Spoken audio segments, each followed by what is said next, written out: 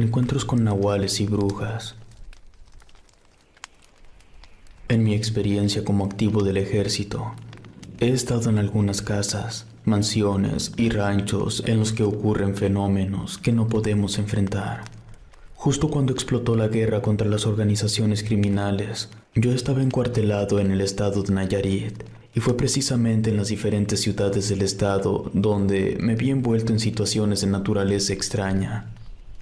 Voy a evitar dar datos concretos sobre las ubicaciones de los lugares de los que voy a hablar, ya que son sitios que pueden resultar peligrosos para cualquiera que los visite. Hay una hacienda que es un imán para las sectas satánicas. Nosotros llegamos a ese sitio porque todas esas sectas tenían acuerdos con las organizaciones criminales. Algo les ofrecían para que ellos levantaran personas y se las entregaban en esa hacienda para que ellos hicieran rituales. Nosotros fuimos para detener a los de la secta y obtener información sobre sus nexos y contactos con las organizaciones criminales. Cuando llegamos al lugar en cuestión, justo se estaba practicando un ritual. Fue fácil detenerlos a todos porque ninguno llevaba armas. La persona que iban a sacrificar la encontramos con vida. Era una muchachita de unos 14 años. Ya le habían hecho varias cortadas en el cuerpo, pero estaba bien. La subimos a uno de los vehículos en lo que nos encargábamos de los de la secta. En total, había 26 personas. Les pedimos nombres, números de teléfono y direcciones. Entonces hubo 13 disparos. Volvimos a preguntar y les aclaramos que los llevaríamos al cuartel y ahí nos dirían todo o terminarían igual que los demás. Y fue que obtuvimos algo de información. Los subimos a los diferentes vehículos. A los muertos les plantamos armas y todo quedó como si hubiera sido un enfrentamiento. En aquellos años no teníamos que preocuparnos por las organizaciones de derechos humanos. Los altos mandos nos decían que nosotros diéramos resultados y que ellos se encargarían de lo demás. En lo que esperábamos la recolección de los cuerpos, nos pusimos a revisar el sitio. Por toda la hacienda encontramos ropa de todas las edades, restos de humanos y de animales.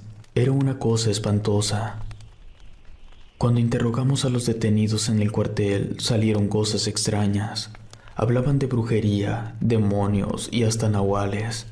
Si bien la gran mayoría de los detenidos solo divagaban, no tenían ideas muy claras, pero el líder del culto, las cosas que dijo me dejaron impresionado. Esa persona decía que ellos eran el intermediario entre las organizaciones criminales y la bruja. Nos dijo que no podía darnos la ubicación de la bruja, pero sí podía darnos la ubicación de algunos plantíos y bodegas.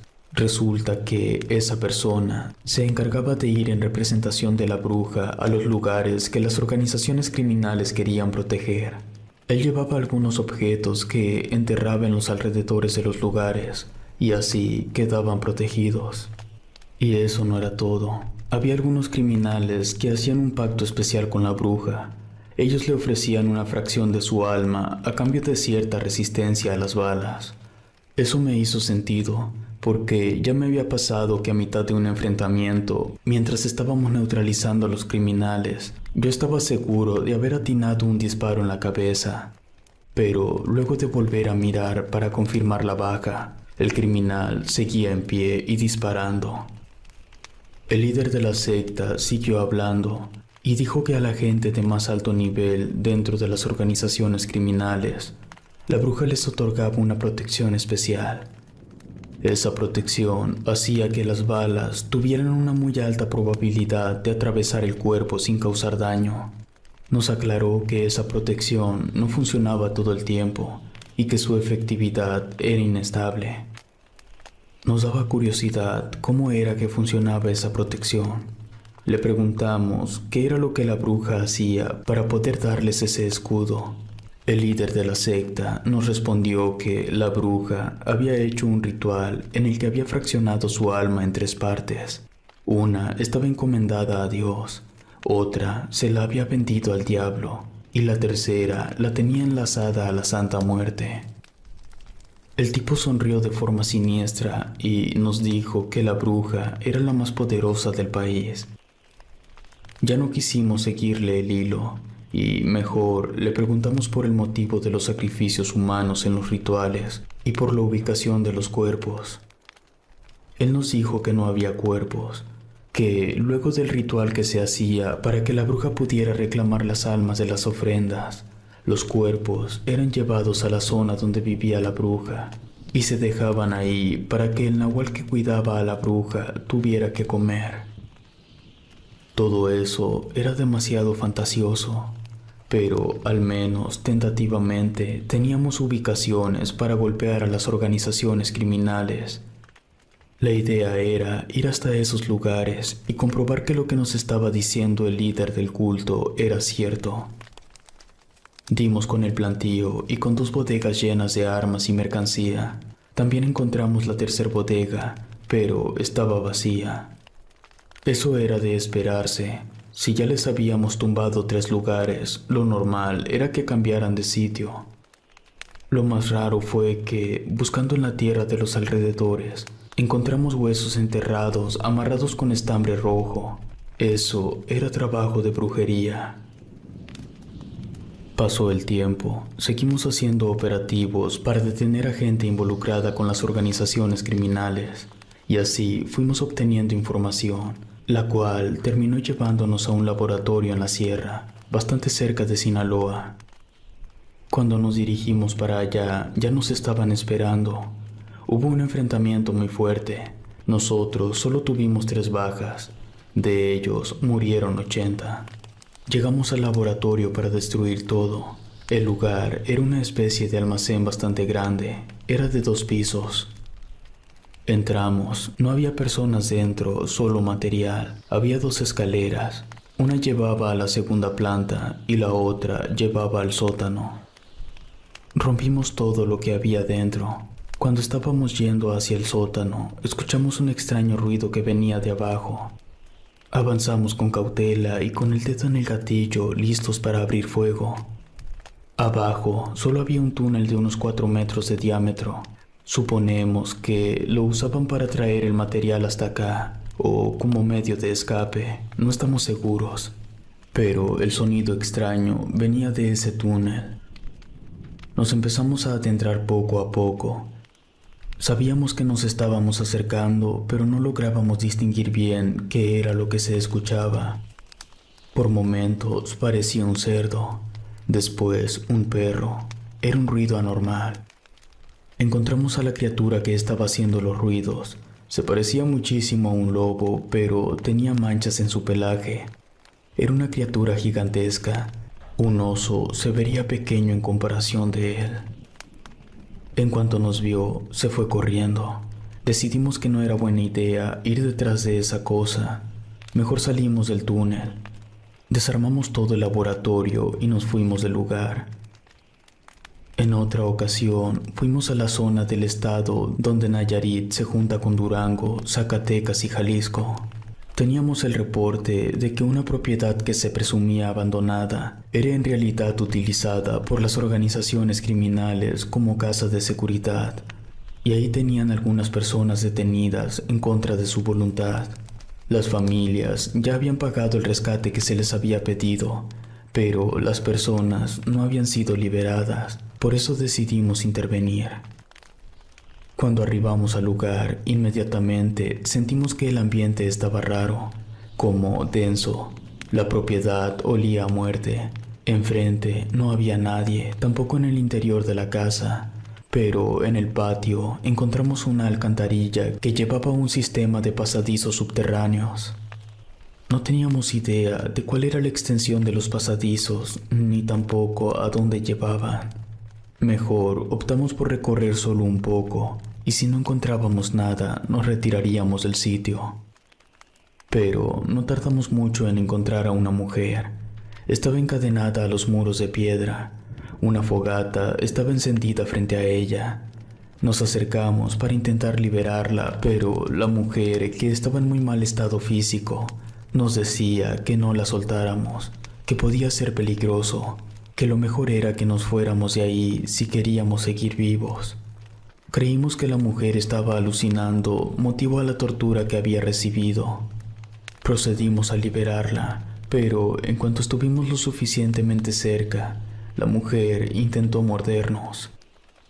Le pedimos que se tranquilizara, que nosotros no le íbamos a hacer nada, que estábamos ahí para sacarla y llevarla de vuelta con su familia. Esa mujer no quería volver con su familia. Decía que si volvía con ellos, los iba a matar y se los iba a comer. No le hicimos caso y mejor intentamos liberarla, pero una vez más, ella se puso a tirar mordidas. Le pedimos que nos explicara por qué no quería ser liberada y nos dijo que a ella y a los demás no los habían raptado para matarlos, sino que los habían entregado a una bruja para que ella les hiciera cosas. La mujer nos contó que a uno se lo comió, a otro le sacó el alma y que a ella le había practicado un ritual para convertirla en nahual. Nos insistió que por favor la dejáramos encadenada, que ella no quería matar a nadie más. Nos dijo que ahí abajo llegaron 4 personas. Ella nos había dicho lo que la bruja le había hecho a ella y a otros 2. Faltaba uno. La mujer volteó hacia uno de los pasadizos y nos dijo que fuéramos a ver lo que estaba ahí. Un par fuimos a revisar. Ahí encontramos 2 cuerpos. Uno estaba hecho pedazos y el otro estaba intacto, pero completamente gris. Volvimos con la mujer y le preguntamos qué les había pasado. Nos respondió que el que estaba gris era al que la bruja le había sacado el alma y el otro era el que ella había matado la primera vez que se transformó. Por eso no quería ser liberada. En ese momento la mujer se soltó a llorar. No sabíamos qué hacer. Alguien sugirió que si la mujer quería quedarse, que ahí la dejáramos. Si se había vuelto loca, de todos modos, no podría regresar con su familia. Y en el remoto caso que estuviera diciendo la verdad, estaríamos cometiendo un grave error. Mientras la mujer lloraba, nosotros estábamos discutiendo qué íbamos a hacer.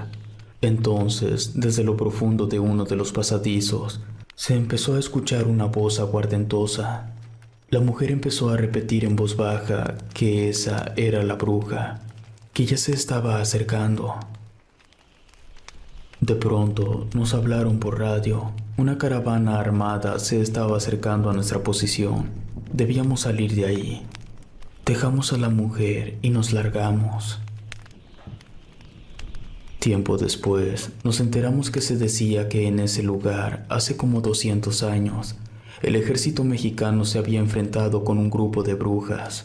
Las brujas fueron masacradas, solo quedó una viva y tuvo que esconderse bajo tierra. Si tomamos esa historia como verdadera, cobra un poco más de sentido lo que la mujer encadenada nos contó. En otra ocasión, andábamos cubriendo un área que está relativamente cerca del nogal, en donde está el lago en forma de ojo. No recuerdo el nombre. El punto es que estábamos tras un capo que se escondía en esa zona. En un punto nos encontramos con algo peculiar, por decirlo menos. Eran rocas acomodadas en forma de espiral.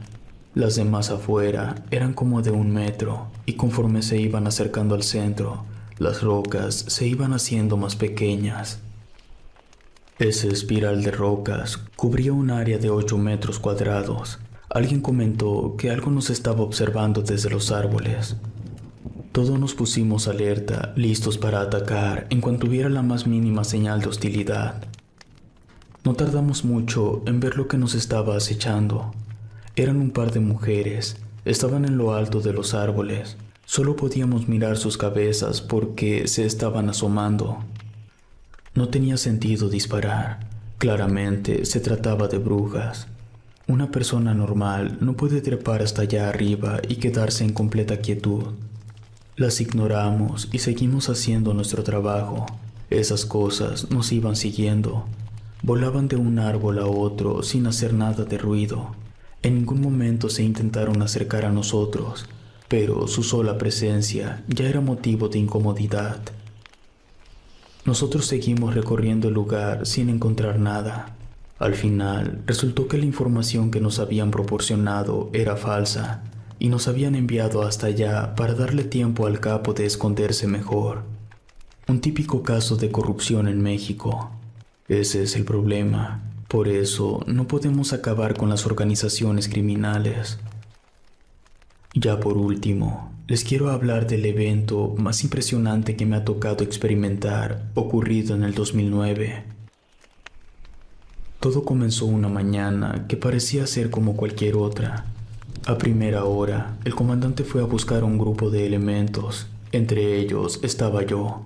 El comandante nos dijo que debíamos presentarnos con el coronel para una asignación especial. Nos aclaró que no debíamos comentarle nada a nuestro capitán, que el asunto que trataríamos con el coronel era extraoficial.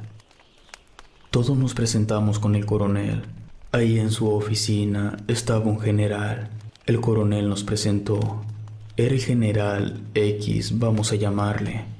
El general X estaba en Nayarit para llevar a cabo una operación.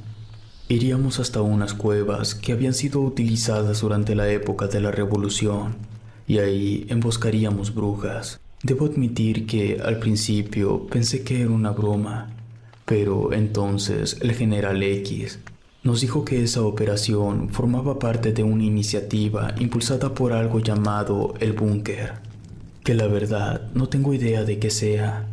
La cuestión es que esa iniciativa estaba conformada por un total de 8 operaciones que buscaban erradicar la fuente de las prácticas sectarias del crimen organizado, ya que el Departamento de Inteligencia tenía una proyección que sugería que si no se terminaba con el comportamiento sectario, su influencia iba a escalar hasta un punto irreversible.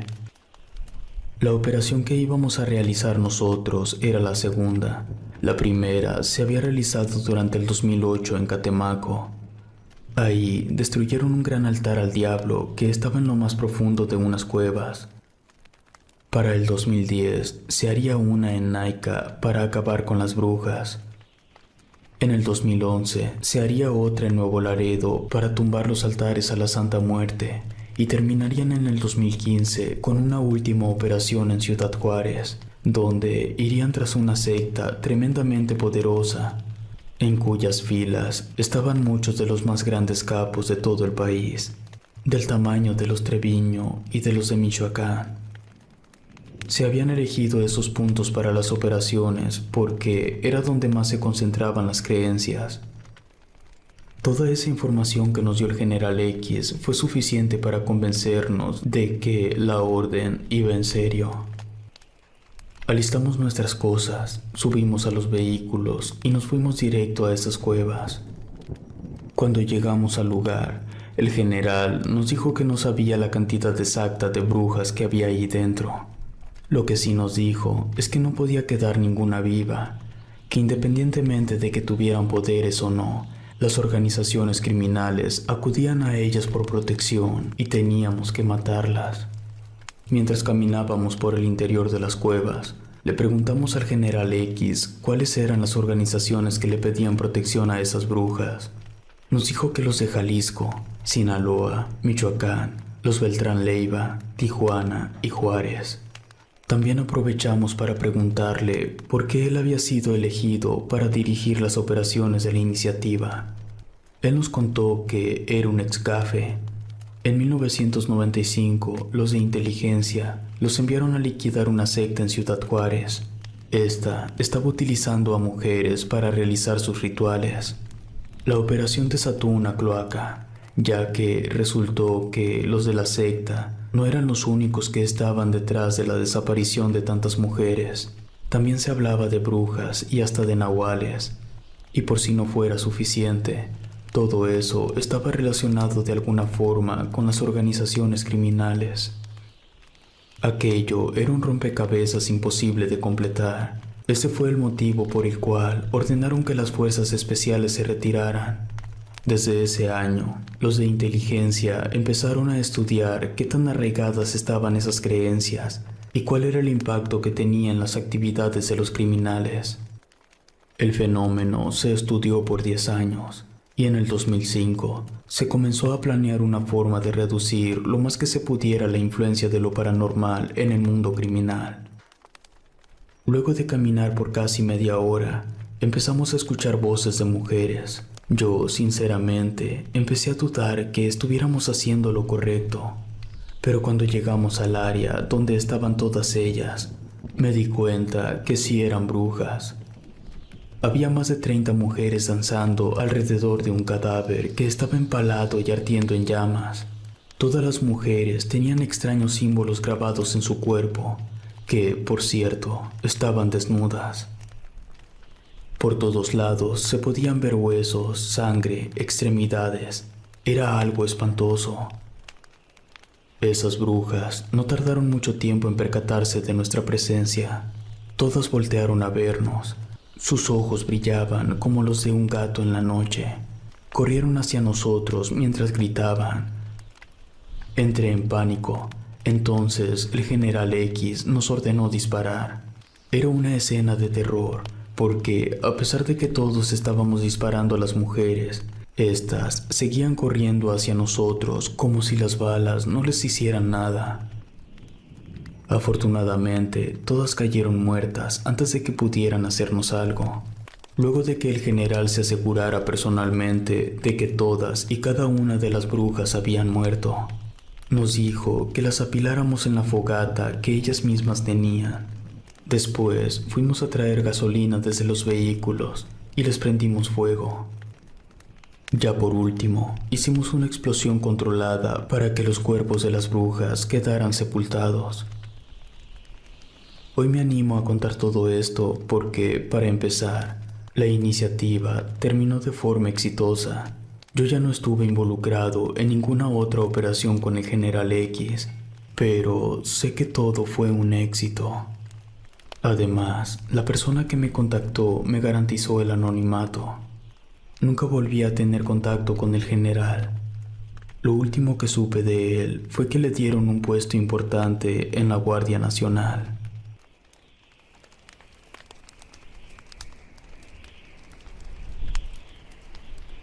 Doña Toña. La historia que voy a contar ocurrió cuando mi unidad se encontraba haciendo guardia indefinida en una localidad ubicada en el río Usumacinta, en el área de los pantanos, entre los estados de Campeche y Chiapas. No hay asentamiento urbano cerca de ahí, solo ejidos y rancherías. La ciudad más cercana está como a 40 kilómetros de la localidad. Lo único cerca era una antigua construcción piramidal maya hecha de arcilla. Y ese era el motivo por el cual nosotros estábamos ahí. Nuestra función era evitar que la gente se acercara, aunque nunca se nos dijo por qué. En la localidad, en aquel entonces, vivían poco más de 200 personas. El terreno era plano. Había algunas lomas alrededor, pero no sobrepasaban los 30 metros de altura. Había una laguna que estaba cerca. No recuerdo el nombre. En realidad, no tenía un nombre oficial.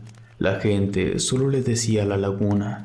El clima era cálido pero húmedo, porque había lluvias todo el tiempo. En esa localidad vivía una anciana, Doña Toña le decían. Los lugareños afirmaban que esa mujer había sido de los pobladores originales de la localidad.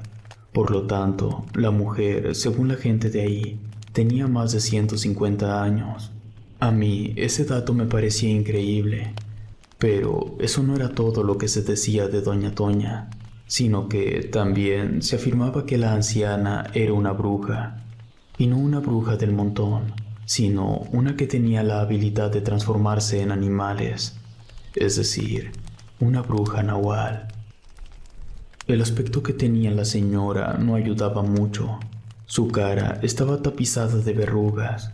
Los dientes que no tenía amarillos los tenía negros, y uno de sus ojos estaba completamente blanco. No tenía iris. La relación que los habitantes de la localidad tenían con Doña Toña era una mezcolanza de miedo y respeto. Miedo porque se decía que aquel que tenía el infortunio de hacerla enojar sufría graves consecuencias, y respeto porque ahí no había ningún doctor, y la única que tenía los conocimientos para curar a la gente era ella. Y lo mejor que podían hacer todos era llevarse bien con doña Toña. El campamento de mi unidad estaba ubicado entre la comunidad y la construcción piramidal. La choza de doña Toña estaba del otro extremo. En el pedazo de tierra que le correspondía a la anciana había un árbol, siempre estaba seco, no importaba cuánto lloviera, ni una sola hoja brotaba de sus ramas. En fin, no sé el resto de los elementos de la unidad, pero al menos yo me llevaba bien con toda la gente de la comunidad. La única persona que me veía feo era doña Toña. Con los que mejor me llevaba era con un matrimonio, el señor José y la señora Guadalupe. Ellos tenían una hija que se llamaba Juana. Ellos eran los que más me contaban cosas de la localidad y de los alrededores. Además, estaban muy agradecidos de que hubiéramos llegado, ya que antes de que la unidad se estableciera ahí, un gato negro solía aparecerse y se llevaba un niño cada año, específicamente cada 1 de noviembre. Pero desde que nosotros habíamos llegado, el gato había dejado de aparecerse. Recuerdo que nos enviaron a hacer guardia ahí un 25 de octubre, y el matrimonio me comentó eso del gato negro la Navidad del año posterior a nuestra llegada. Es decir, que ya había pasado 2 veces el 1 de noviembre desde nuestra llegada, y el gato negro no había aparecido. En esa ocasión que, por cierto, el matrimonio me invitó a cenar a su choza, les pregunté si sabían cuál era el origen del gato. Me dijeron que no estaban del todo seguros, pero creían que se trataba de doña Toña convertida en un gato nahual. Ellos basaban su afirmación en el hecho de que durante el 1 de noviembre la señora no salía de su casa en todo el día. Entonces, como el único día del año que no la veían se aparecía un gato negro, su lógica les hacía pensar que ese gato era doña Toña. También aproveché para preguntarles el por qué creían que la anciana era una bruja nahual. Y suponiendo que en verdad lo fuera, yo tenía curiosidad de saber cómo es que había obtenido los poderes de bruja. El matrimonio me contó que se decía que cuando doña Toña era una niña, entró a las ruinas que nosotros estábamos custodiando, que ahí dentro se encontró con un objeto, posiblemente un medallón, y que al tomarlo obtuvo el conocimiento necesario para adentrarse en el mundo de la brujería. Su conocimiento era tanto que, por eso, también había podido obtener las habilidades de convertirse en nahual. Pasó el tiempo. A mediados de enero nos llegaron las provisiones que nos enviaban cada 6 meses. Las mandaban en helicóptero hasta nuestra ubicación. En esa entrega de provisiones no llegaron medicamentos. Tuvimos la mala suerte que, a los pocos días, uno de mis compañeros de unidad se enfermó. Nosotros no llevábamos médico. Y tal como dije al principio, la única persona que tenía conocimiento en el tema era doña Toña. Al compañero lo llevamos hasta la casa de esa señora. Tocamos la puerta. Cuando nos abrió, le dijimos que llevábamos a alguien que estaba enfermo y le pedimos el enorme favor que nos ayudara a que se sintiera mejor. La mujer dijo que sí, que estaba bien, pero que solo el enfermo podía entrar a su choza. Los demás debíamos esperar afuera. Nuestro compañero estuvo ahí dentro casi 1 hora. Nosotros empezábamos a desesperarnos un poco, porque lo cierto es que la mujer no nos daba confianza. Luego de una larga espera, nuestro compañero salió como nuevo. Ni parecía que un par de horas atrás se hubiera puesto enfermo.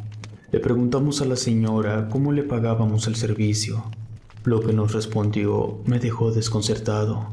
Nos dijo que si veíamos un gato negro, que no lo molestáramos, que lo dejáramos en paz, que con eso la deuda estaba saldada.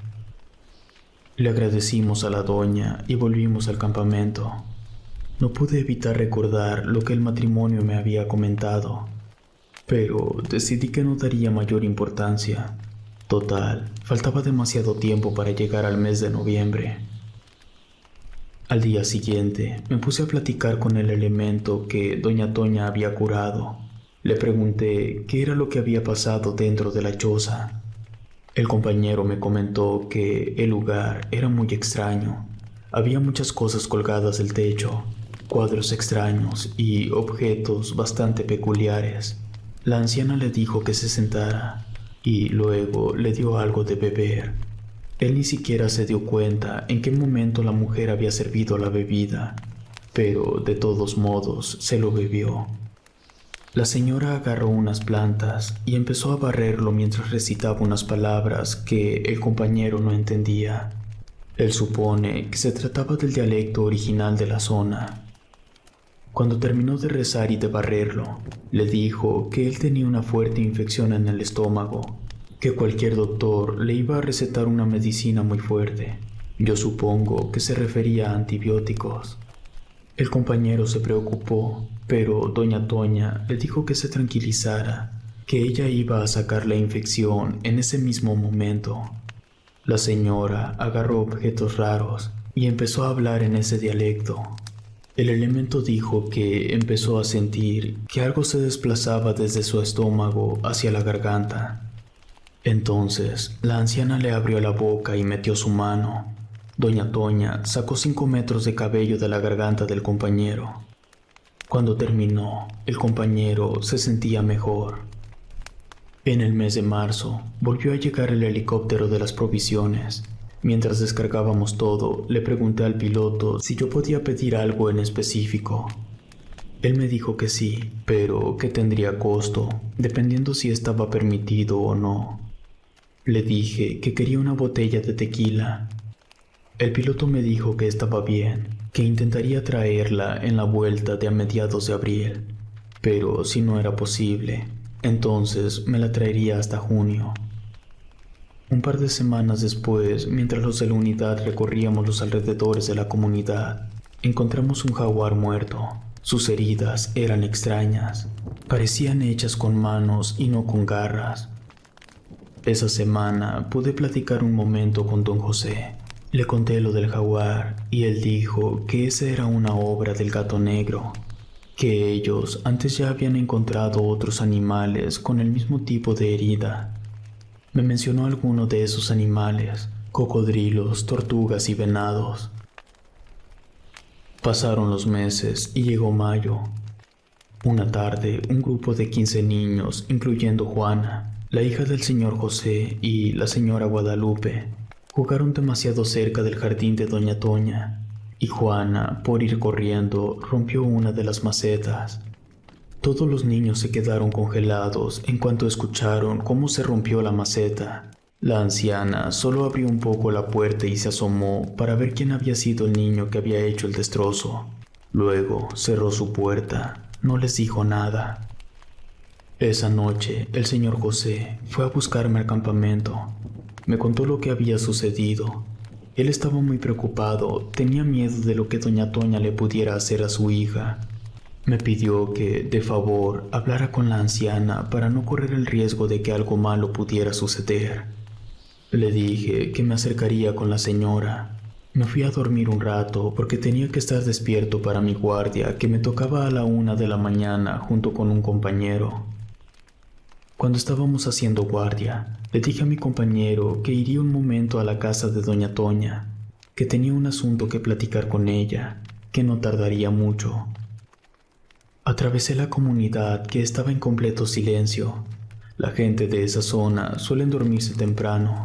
A las 10 ya no hay nadie despierto, porque para las 5 de la mañana están todos levantados. Había un solo lugar en el que se podían escuchar cosas.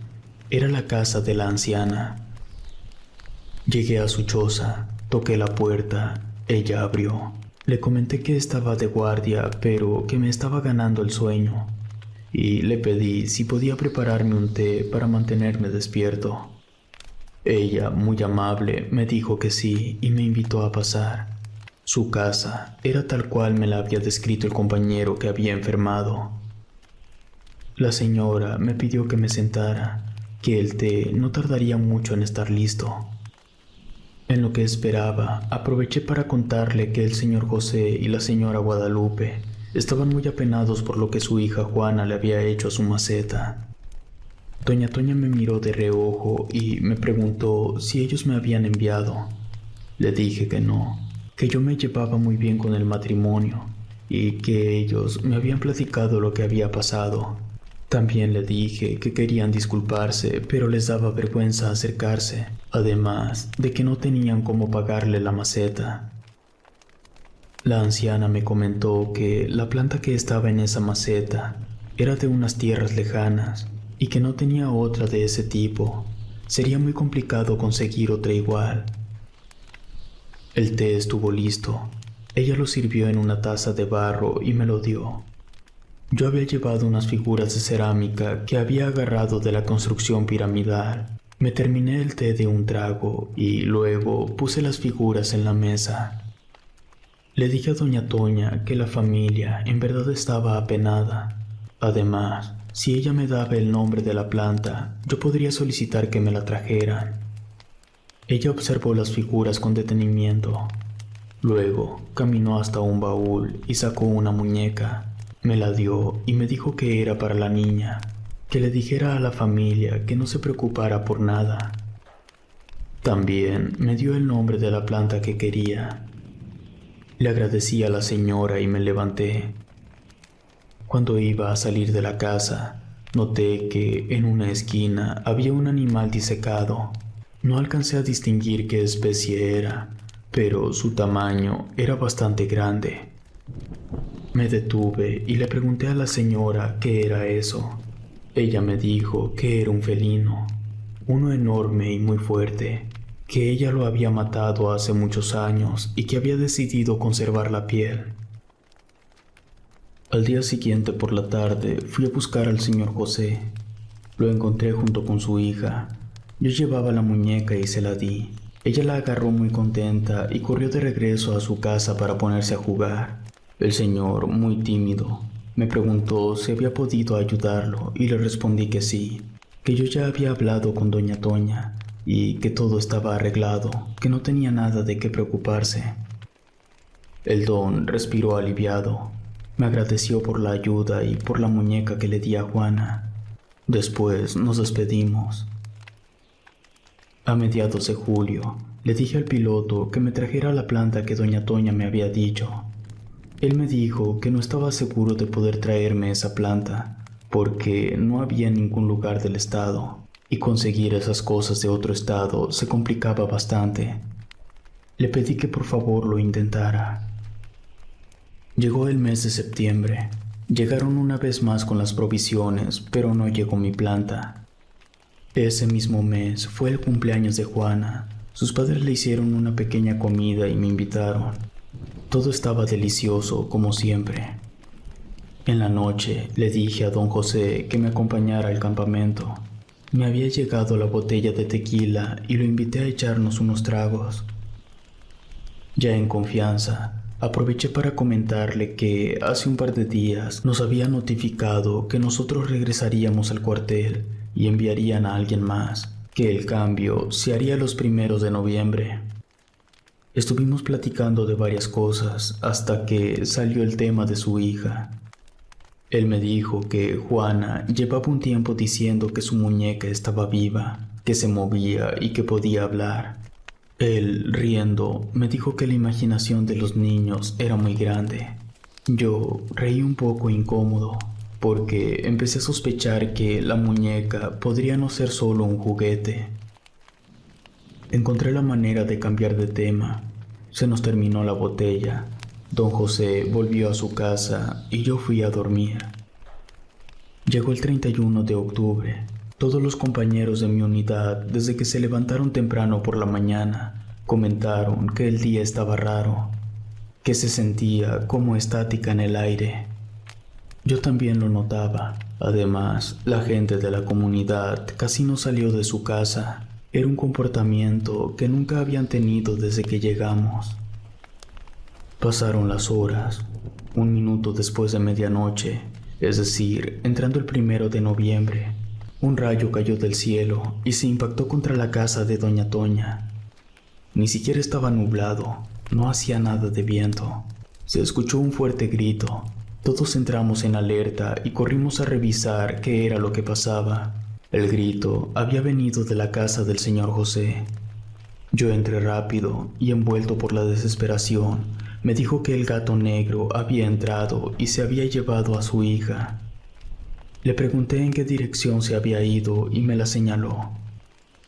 Salí y le dije a mis compañeros que un animal grande se había llevado a la niña y que había corrido al sureste. Nosotros empezamos a correr en esa dirección. Íbamos a toda velocidad porque, a lo lejos, escuchábamos los gritos de la niña. Esquivamos árboles, atravesamos pantanos y brincamos grandes rocas, hasta que finalmente alcanzamos al animal. Se estaba comiendo a la niña. Me superó el coraje y vacié todo el cartucho al felino. Esa cosa recibió 30 impactos de bala. Aún así, tuvo la fuerza suficiente para ponerse en pie y avanzar unos cuantos centímetros hacia mí antes de caer muerto. En ese momento, frente a nuestros ojos, el gran felino negro empezó a transformarse de forma grotesca. Se retorció y se le cayó todo el pelaje. Entonces pudimos ver que esa cosa sí era un nahual, porque era doña Toña la que estaba ahí tirada muerta. El cuerpo de la niña no estaba bien.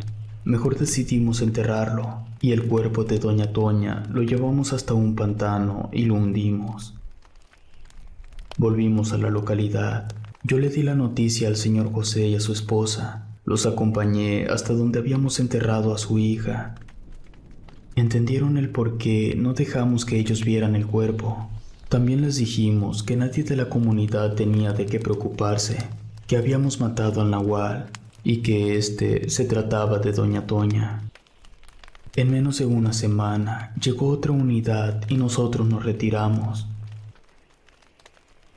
Pasaron 2 años, enviaron a otra unidad a la zona y la unidad que nos había relevado volvió al cuartel. Yo me acerqué con uno de los elementos que acababan de regresar y le pregunté por don José, y en general le pedí que me contara cómo estaban las cosas por allá.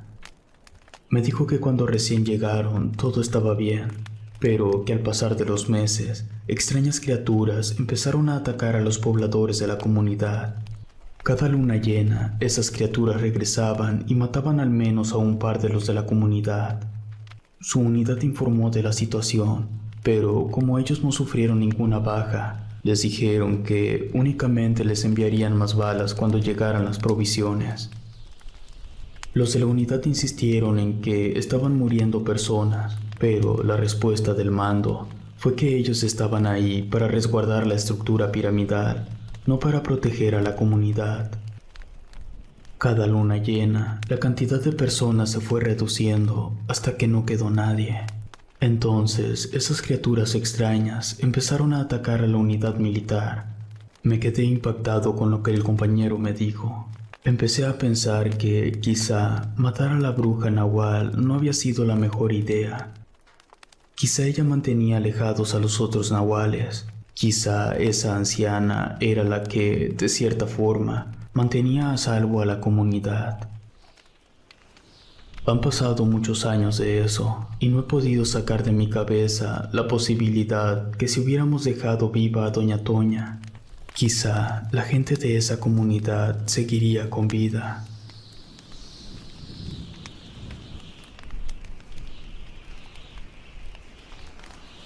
El llamado del nahual. Hace tiempo y durante una buena cantidad de años formé parte del ejército. Era activo de la zona militar número 43, que está en la ciudad de Apatzingán, en el estado de Michoacán. La historia que les voy a relatar fue el motivo que dejara la vida como militar.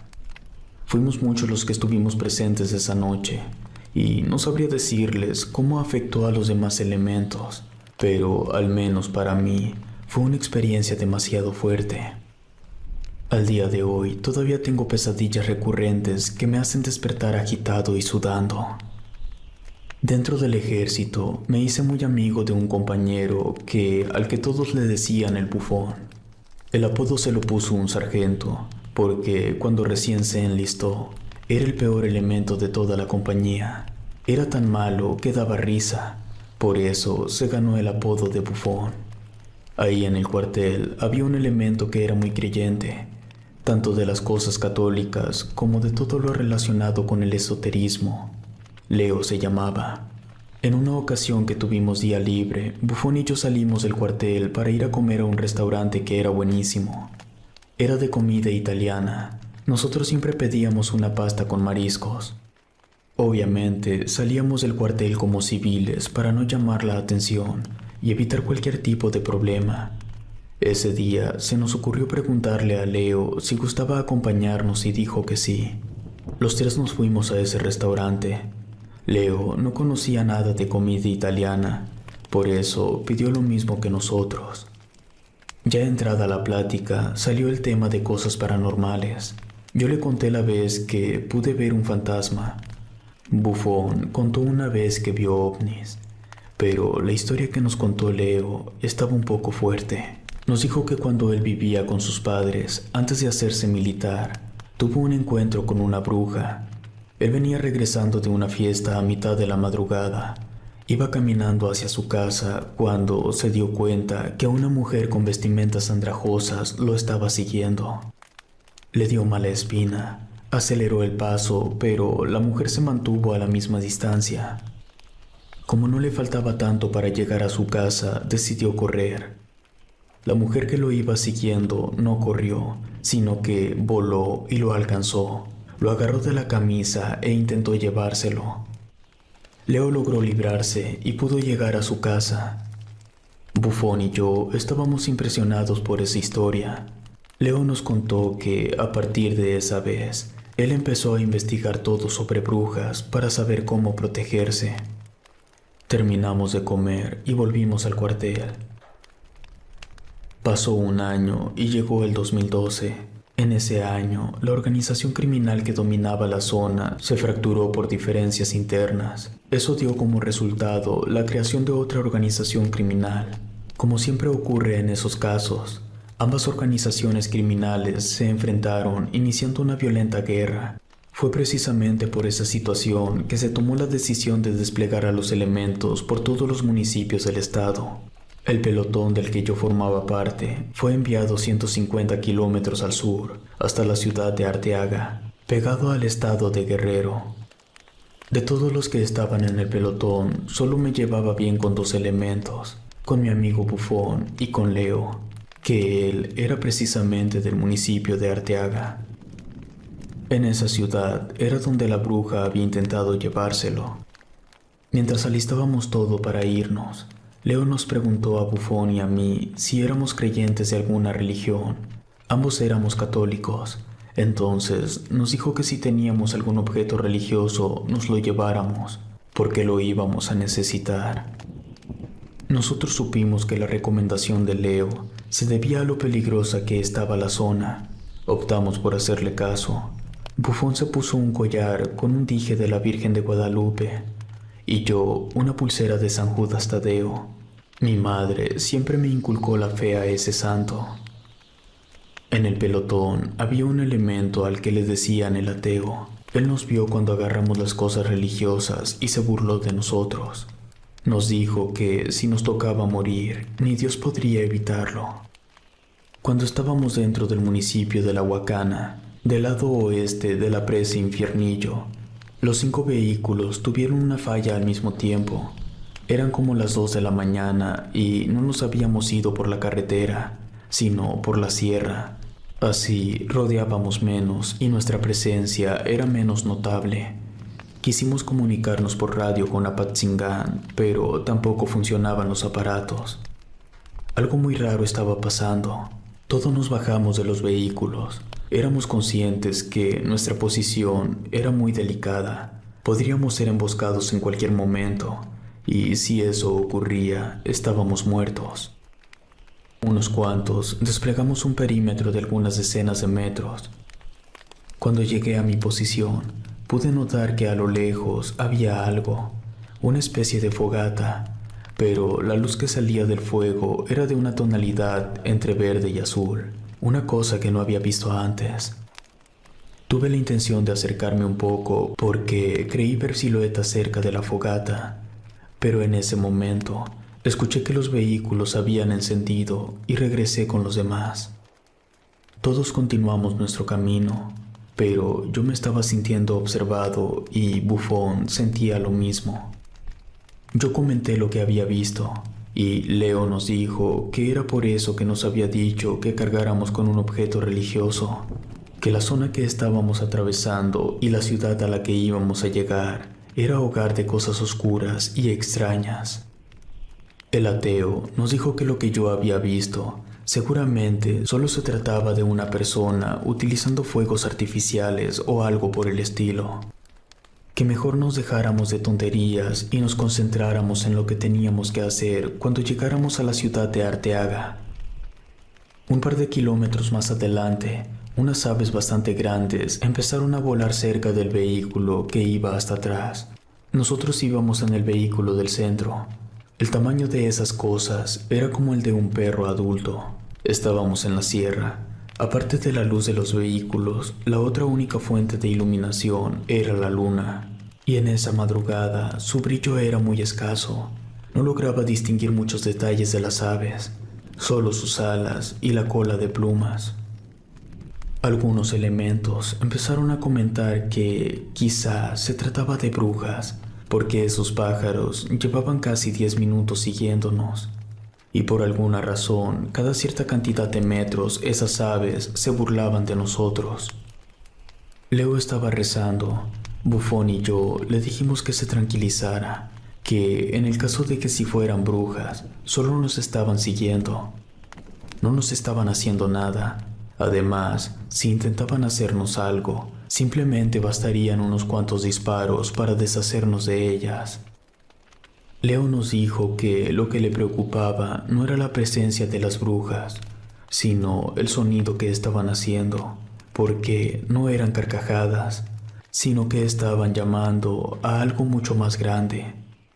Bufón le preguntó a Leo si estaba seguro de lo que nos estaba diciendo. Leo respondió que sí, que el sonido que hacían lo conocía muy bien. Era el llamado del nahual. El ateo se rió y le preguntó el por qué las brujas querrían hacer que un nahual nos atacara. Leo, sin voltear a verlo, le dijo que la respuesta era muy sencilla, que las organizaciones criminales de esa zona solían pactar con las brujas para obtener algo de protección. En ese momento, los pájaros se alejaron de nosotros. Todos nos quedamos en silencio. Leo tenía razón en lo que decía. Ahí en Apatzingán había un grupo de señoras que, de vez en cuando, nos llevaban algo para comer. Y una de las señoras, la más anciana del grupo, nos pedía que la dejáramos hacerle una oración a nuestras armas. Ella nos decía que la oración a las armas era para que las balas rompieran la protección que las brujas le daban a los criminales.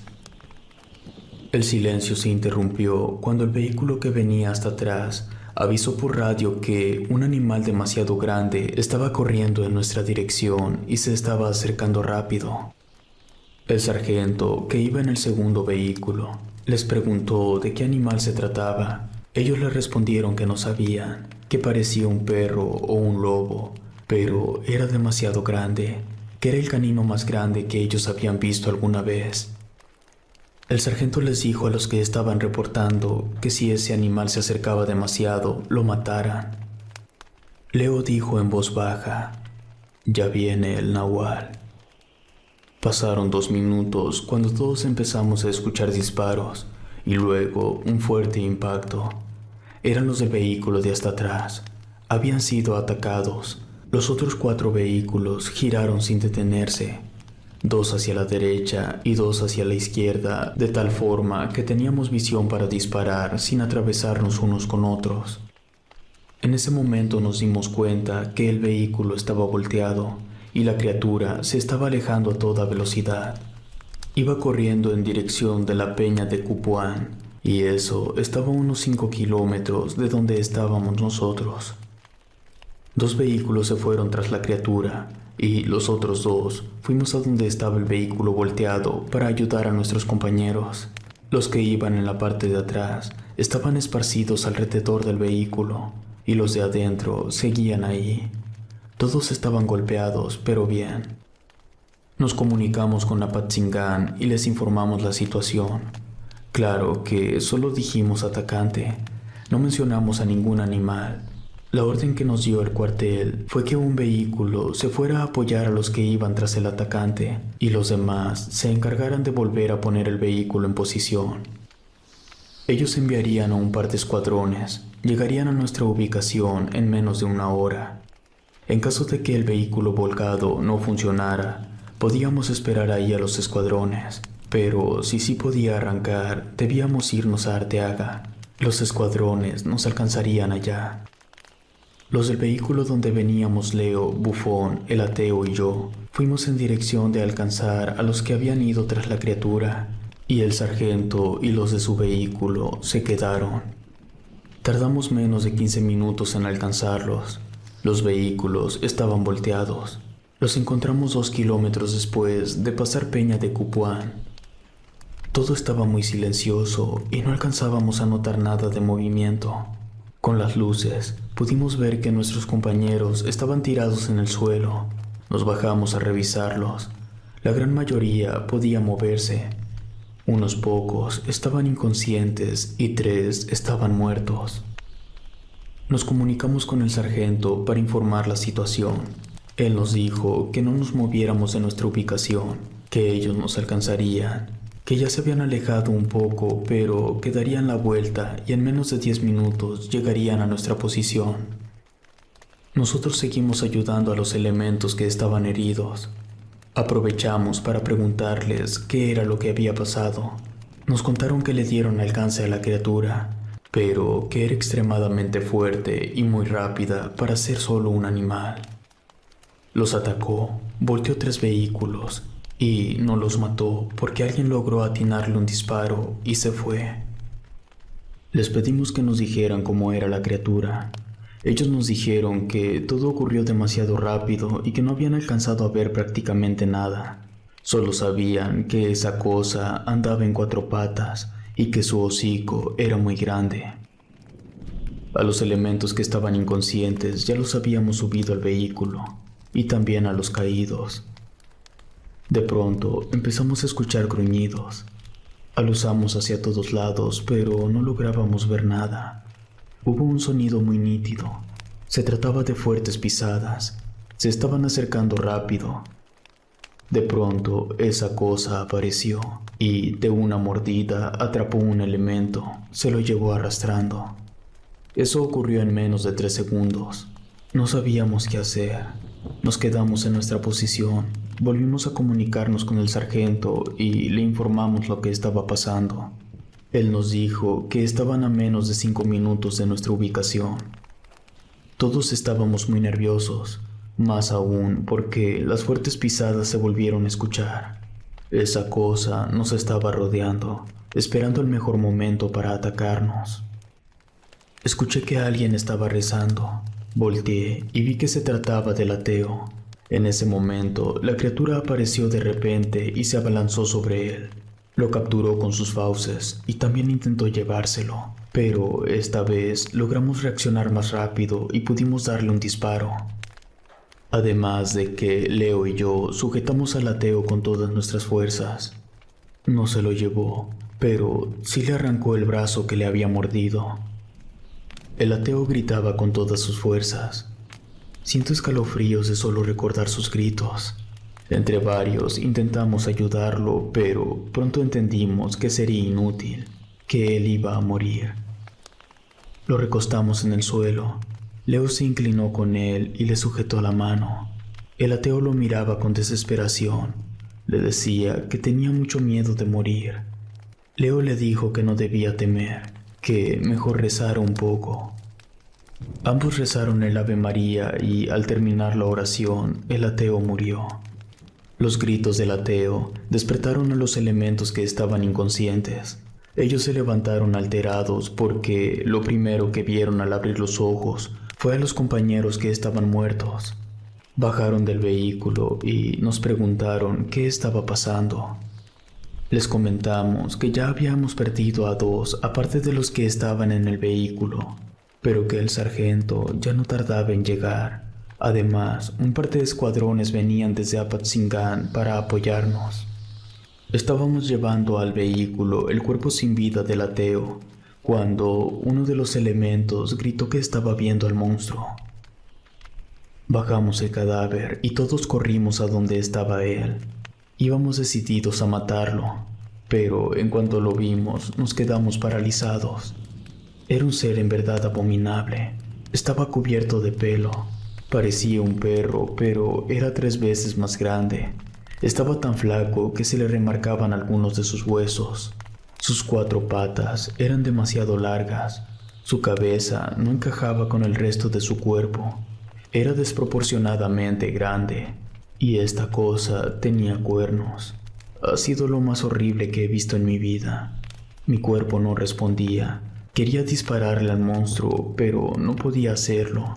Esa cosa tampoco nos atacaba. Solo estaba ahí, quieto, viéndonos con sus brillantes ojos de color azul celeste. Luego de unos cuantos segundos, la bestia dio media vuelta y se fue. Nosotros tardamos unos cuantos segundos en reaccionar.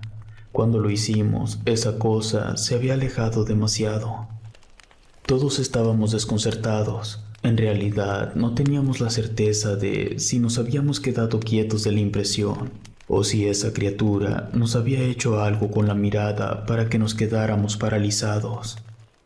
Aprovechamos que la criatura se había ido para buscar el cuerpo del elemento que se había llevado jalando de la pierna.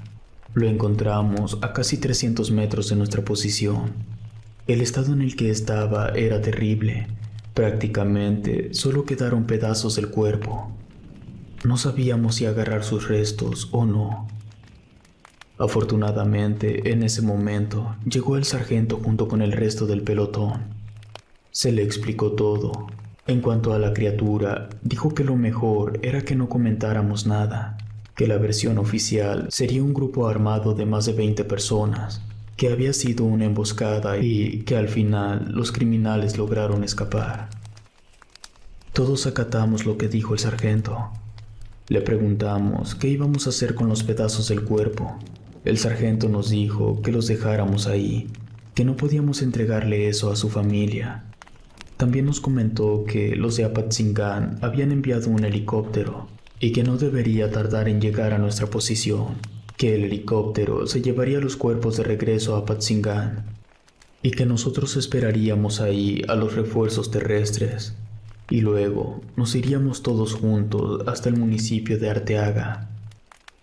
En poco más de 10 minutos llegó el helicóptero, subieron los cuerpos y se retiraron. Una media hora después llegaron los refuerzos. Entre todos pudimos enderezar los 3 vehículos.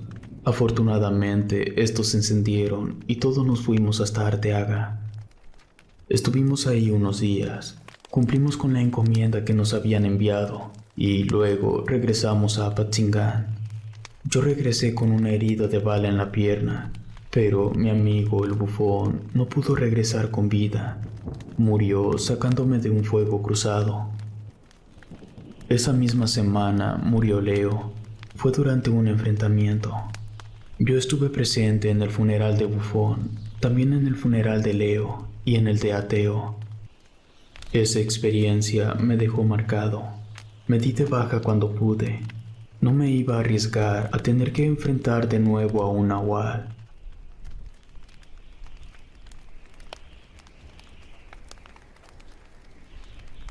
El nahual del agua.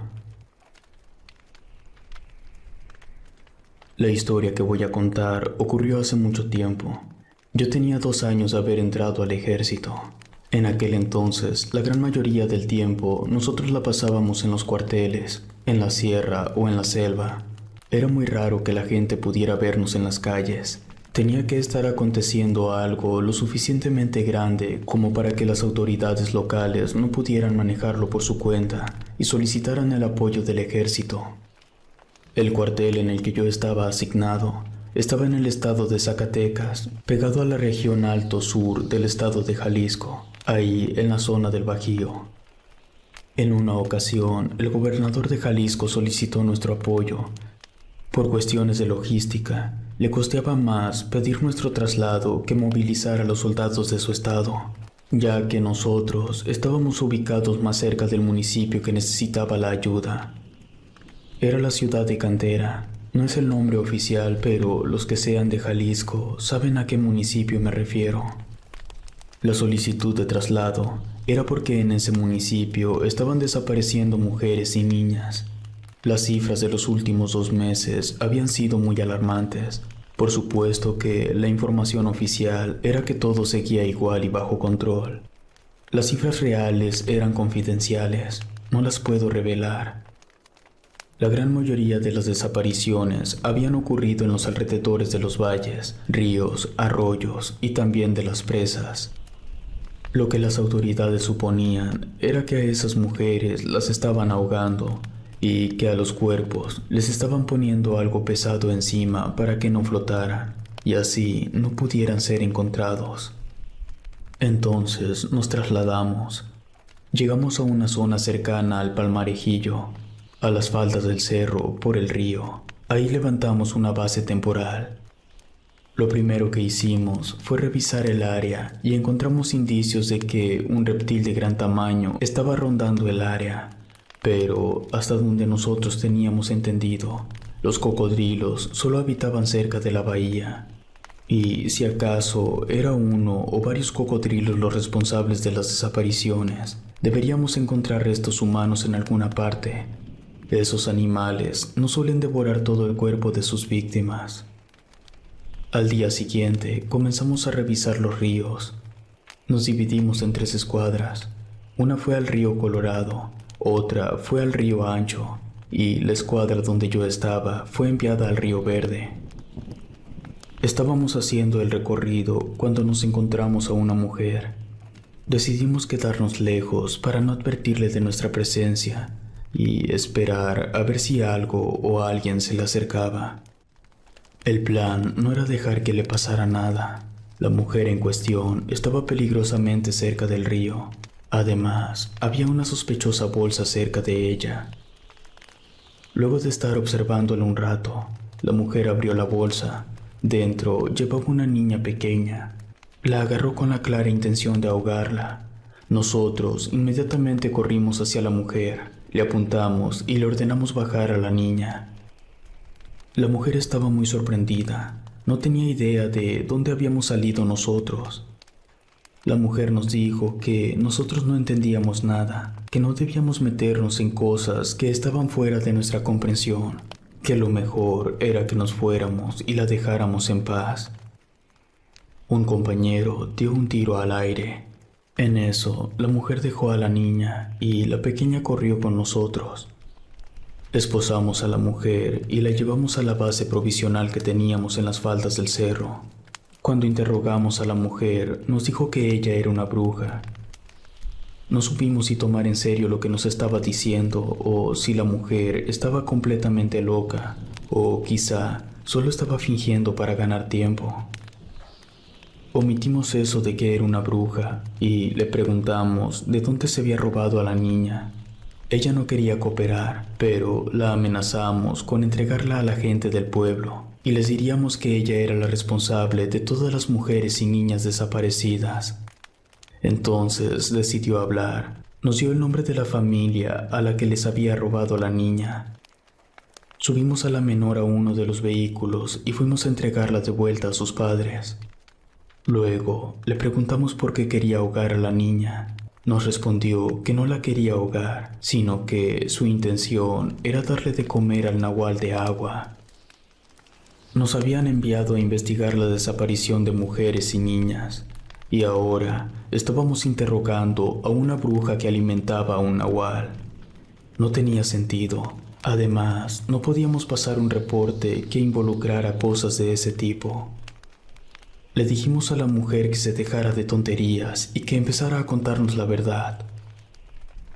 Nos dijo que el nahual de agua se movía por cuevas subterráneas. Estas conectaban con otras ciudades y que cada luna llena el nahual se iba a otra ciudad. También nos dijo que ella, al igual que otras brujas que sabían del nahual de agua, le daban de comer como parte de un ritual en el que el cuerpo le servía a la criatura y el alma le servía a ellas. Eso sonaba turbio, pero solo había una manera de comprobarlo. Faltaban unos días para la próxima luna llena. Le preguntamos a qué parte se movería ese nahual. Nos respondió que se iría al Río Blanco, cerca del macizo de la Sierra Fría. Eso estaba al norte, en Aguascalientes. Era la ciudad de San José de Gracia. Le dimos la información al cabo primero. Él, al igual que nosotros, no sabía qué pensar de lo que nos había dicho la supuesta bruja, pero lo que sí sabíamos era que el sargento no nos permitiría regresar a Zacatecas sin haberle dado una solución al problema. El cabo primero se comunicó con el sargento que se había quedado en Zacatecas. No le mencionó nada de la bruja y mucho menos de el nahual. Él simplemente le comentó que una mujer nos había dado información que apuntaba a que en el municipio de San José de Gracia podríamos encontrar algo. El sargento le dijo al cabo primero que termináramos de revisar la ciudad y que si no encontrábamos absolutamente nada, entonces podíamos trasladarnos a esa ciudad. Los siguientes días revisamos el arroyo Atenguillo, la Jarrilla, el Pozo Negro y otros 3 arroyos que no recuerdo sus nombres. Solo en 2 de todos esos lugares encontramos indicios de un reptil muy grande, pero solo eso. Solo nos faltaba la presa La Cuña y la presa Estribón. En La Cuña no encontramos nada, pero en el Estribón encontramos un brazo. Parecía que había sido arrancado de una forma muy violenta, y eso en realidad no era ninguna pista. No nos decía nada, porque el estado en el que estaba hacía imposible su reconocimiento. Sin más que hacer en Jalisco, nos deshicimos del brazo y nos trasladamos a Aguascalientes. El sargento se encargó de informarle al gobernador de Jalisco que teníamos información que podría resolver el problema, pero que debíamos seguir el rastro hasta Aguascalientes. También le informó al gobernador de ese estado que nosotros llegaríamos a investigar desapariciones de mujeres. En cuanto llegamos a la zona del río, montamos nuestra base temporal. Al día siguiente comenzamos a revisar el área, aunque en realidad no sabíamos exactamente qué era lo que se supone que estábamos buscando. Los primeros 2 días no ocurrió nada ni vimos nada, pero al tercer día encontramos a una mujer tirada en la orilla del río. Estaba viva, pero en shock. Al lado suyo había un caballo muerto al que le faltaban las patas traseras y otro caballo partido a la mitad. Eso había sido un ataque tan brutal que ni siquiera podíamos imaginarnos qué clase de criatura monstruosa podría causar semejante daño. Llevamos a la mujer a la base temporal y ahí la revisó nuestro médico. Ella tenía un golpe en la cabeza y un rasguño muy extraño en la pierna izquierda. Afortunadamente no era nada grave. Tardó 1 hora en salir del estado de shock y luego durmió por un par de horas. Cuando despertó ya estaba en sus 5 sentidos. Le preguntamos qué era lo que había pasado y nos dijo que había llevado sus caballos a la orilla del río para que bebieran algo, cuando de pronto una criatura salió del agua e intentó agarrarla de las piernas, pero uno de sus caballos se atravesó. Ese caballo se alzó en 2 patas tratando de ahuyentar a la criatura, pero no funcionó. Entonces, con sus afiladas garras y de una fuerza sobrenatural, partió a ese caballo por la mitad. Luego, la criatura se abalanzó nuevamente sobre ella, pero el otro caballo, asustado, pateó a la criatura con sus patas traseras. El impacto fue directo a la cabeza, pero la criatura alcanzó a morder ambas patas del caballo y se las arrancó. El golpe que recibió la criatura la aturdió y ya no intentó atacarla. Simplemente agarró la mitad del caballo que había partido en 2 y se sumergió en el agua. Después de eso, la mujer ya no supo más. No se había dado cuenta de en qué momento habíamos llegado nosotros. Tampoco recordaba haber caminado hasta nuestra base. Le preguntamos si podía darnos al menos algún detalle de la apariencia que tenía la criatura. Nos dijo que parecía un cocodrilo, pero caminaba en 2 patas. Tenía como tentáculos en la cara y sus ojos eran rojos. Fue todo lo que nos dijo. Ya era un poco tarde, así que la llevamos a su casa. En el trayecto le preguntamos si de casualidad ahí en la ciudad no había ninguna leyenda o mito que se pudiera relacionar con la criatura que había visto. Nos respondió que no, o al menos ella no había escuchado que se hablara de alguna criatura parecida. Cuando llegamos a su casa, antes de que se bajara del vehículo, nos dijo que había una señora que podría saber qué era la criatura que la había atacado, pero nos aclaró que esa mujer era una bruja, así que nos dio la dirección. Antes de irnos, nos comunicamos con el cabo primero para solicitar la autorización y nos la dio. Dijo que viendo la situación, ya no importaba de dónde sacáramos la información. Fuimos con la bruja. En cuanto llegamos, nos preguntó si queríamos protección y le dijimos que no, que estábamos ahí para hacerle una consulta. Le contamos lo que estábamos investigando. Le dijimos lo de la mujer y también lo que nos había dicho la bruja acerca del nahual de agua. La mujer, que ya era bastante mayor, nos contó algunas cosas interesantes. Primero nos dijo que eso de la criatura era cierto, que aunque las brujas lo conocían como el nahual de agua, mucha gente de la zona le llamaba el Chan. Se trataba de una criatura que alguna vez había sido un ser humano común y corriente. Era un hombre, uno muy avaricioso, tanto que se adueñó por la fuerza de un lago de Guanajuato. Ese lago era la única fuente de agua de un poblado, y él les exigía un pago por cada cubetada de agua que tomaban del lago. En una ocasión, una poderosa bruja que se hizo pasar por una anciana llegó al lago. Ahí estaba el hombre. La bruja le pidió que, por favor, la dejara beber un poco de agua. El hombre le pidió un pago. La bruja le dijo que ella no tenía nada. El hombre avaricioso se burló de ella y le dijo que se largara y que solo volviera cuando tuviera con qué pagar el agua. Entonces, la bruja abandonó su disfraz de anciana y se mostró como realmente era. Tomó al hombre del cuello y lo sumergió en el agua. Cuando estaba a punto de matarlo, le lanzó una maldición. Lo convirtió en un nahual cocodrilo y lo condenó a deambular en los ríos y lagos hasta que alguien lo matara. Le preguntamos cuál era la forma de matarlo y nos dijo que unos cuantos disparos con balas ordinarias bastaban. También nos dijo que sería muy difícil que tuviéramos una oportunidad de dispararle, ya que solo salía del agua para comer mujeres. Por lo tanto, íbamos a necesitar mucha suerte. Le preguntamos si era cierto eso de que cada luna llena se movía del lugar, y nos respondió que sí. Y nos dio la ubicación de a dónde iría el nahual en cuanto llegara la siguiente luna llena. Río Lerma, en Guanajuato, a la altura de Valle de Santiago. Luego de pagarle a la bruja por la información, volvimos a la base temporal. Le dijimos todo, palabra por palabra, al cabo primero. Él se comunicó con el sargento y le informó que ya sabíamos qué estaba pasando, que una especie desconocida de reptil estaba detrás de todo, que habíamos encontrado una sobreviviente y que la descripción que había dado del animal coincidía con la información que nos había dado la mujer de Jalisco. El sargento nos preguntó que si se trataba de un animal, ¿por qué no había restos y por qué las víctimas solo eran mujeres? El cabo primero le respondió que, según la declaración que dio la sobreviviente, el reptil era demasiado grande y fuerte. Se había llevado en el hocico a uno de sus caballos. Fácilmente podría comerse a una persona entera.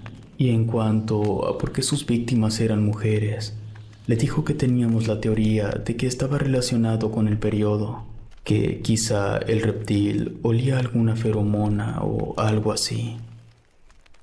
El cabo primero también le dijo al sargento que, tomando en cuenta lo poco que sabíamos del comportamiento del reptil, era probable que se moviera sierra abajo hasta llegar al río Lerma. El sargento dijo que procediéramos como mejor lo creyéramos posible, pero quería que termináramos con esa racha de muertes. Si era necesario matar al animal, podíamos hacerlo. Claro que en ese caso nos deshiciéramos del cuerpo. Así no tendríamos que dar explicaciones. En las siguientes 2 semanas se reportaron 5 mujeres desaparecidas. En todos los casos, lo último que se supo de ellas fue que estaban cerca del río. Por más que hacíamos recorridos a todas horas, no lográbamos encontrar a la criatura. Hasta que, en una ocasión, a altas horas de la noche, tuvimos el primer encuentro con el nahual. Lo tuvimos de frente, a unos 13 metros de distancia. El avistamiento duró apenas unos segundos. Lo que pasó fue que escuchamos unos desgarradores gritos. Cuando llegamos, la criatura estaba intentando llevarse a una muchacha mientras su novio intentaba evitarlo. Nosotros tuvimos que abrir fuego. No le dimos, pero logramos hacer que el nahual huyera. El novio murió desangrado a causa de las heridas que le hizo la criatura. La muchacha sobrevivió porque logramos llevarla a la base para que la atendiera el médico. Ella ya no pudo volver a caminar. El nahual le destrozó los tobillos y el daño que le hizo en las piernas fue irremediable. Había sobrevivido de puro milagro. En la declaración que nos dio la muchacha, describió a la criatura y era prácticamente la misma, un reptil humanoide de ojos brillantes y con tentáculos. No había ninguna duda, se trataba del nahual de agua. En los días siguientes hubo más reportes de mujeres desaparecidas, pero nosotros ya no vimos nada. Llegó la luna llena y nos movimos a Valle de Santiago. Montamos nuestra base cerca del río Lerma. Recuerdo que llegamos ahí durante el mes de septiembre. No pasaron muchos días para que el gobierno nos empezara a informar sobre mujeres desaparecidas. Eran informes confidenciales, nada salía a la luz pública.